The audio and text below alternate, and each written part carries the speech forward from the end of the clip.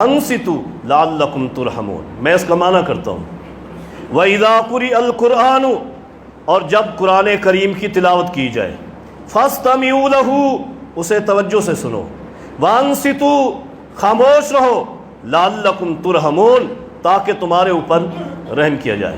جائیے کسی ایک مفسر نے یہ لکھا ہو کہ قرآن کریم کی یہ آیت نماز کی حالت کے لیے نازل ہوئی ہے، میں آج سے فاتحہ خلف الامام چھوڑ دوں گا، نہیں لکھا کسی۔ اس آیت کا سیاق دیکھیں، اللہ نے یہ آیت مشرکین کو سمجھانے کے لیے نازل کی ہے، یہ مکی آیت ہے۔ کیوں نازل کی ہے؟ اس لیے کہ نبی علیہ الصلوۃ والسلام جب دین کی تبلیغ کرتے تو آگے شور کرتے، بات کو نہیں سنتے۔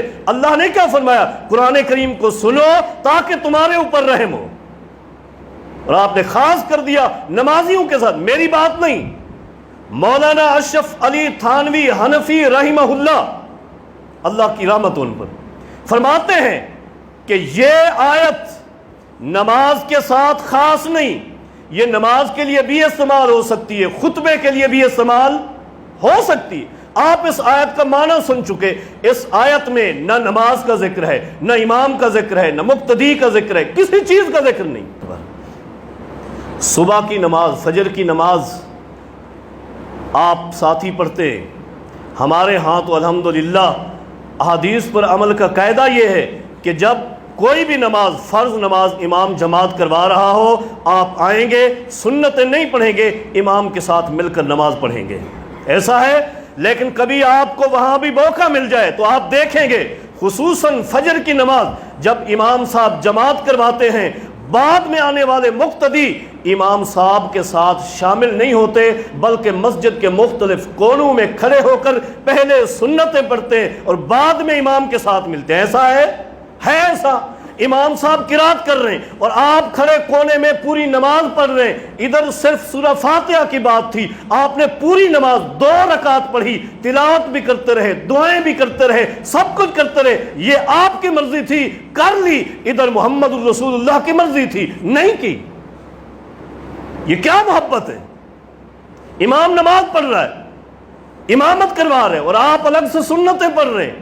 اس سے ہٹ کر میں آگے لے جاتا ہوں، کسی ایک نماز میں فرض امام پڑھا رہا ہو، مقتدی بعد میں آ جائے، نماز میں شامل ہوتا ہے یا نہیں ہوتا؟ ہوتا ہے نا۔ کس طرح شامل ہوتا ہے؟ اب امام صاحب تو نماز پڑھا رہے، نماز مغرب پڑھا رہے، مثلا امام صاحب تلاوت کر رہے، سورہ فاتحہ بھی پڑھ لی، آگے تلاوت کر رہے ہیں، کیا؟ وَالتِّينِ وَالزَّيْتُونِ وَطُورِ سِينِينَ، امام صاحب پڑھ رہے نا، آپ پیچھے سے تشریف لائے، آپ نے سب سے پہلے پڑھا 3 رکعت نماز فرض، یہ پوری نیت پڑھی، میں پوری نیت نہیں سناتا، پوری نیت پڑھی، یہ امام کی قرات کے مخالف ہے یا نہیں؟ اس کے بعد آپ نے اللہ اکبر پڑھا، یہ قرات خلف الامام کے مخالف ہے یا نہیں؟ اس کے بعد جس کو آپ بھی مانتے، ہم بھی مانتے ہیں کہ ثنا نفل ہے، اگر ثنا نہ پڑھی جائے تب بھی نماز مکمل ہے، لیکن آپ نے انہیں ثنا بھی پڑھوائی ہے، جس کے بارے میں سب کا اتفاق ہے کہ فاتحہ فرض ہے، اس فرض سے منع کر دیا کہ فاتحہ نہیں پڑھنا۔ نیت بھی پڑھی، اللہ اکبر بھی پڑھا، ثنا بھی پڑھی، دشمنی تھی سورہ فاتحہ سے، نہیں پڑھی، نہیں پڑھی۔ میں آگے لے جاؤں، یہ تو ابتدائی رکعت تھی نا، تیسری رکعت سورہ اپنا نماز مغرب کی تیسری رکعت، جس میں امام صاحب قرات نہیں فرماتے بلند آواز سے، دل میں سورہ فاتحہ پڑھتے ہیں، آپ پیچھے کیا کرتے ہیں بتائیے؟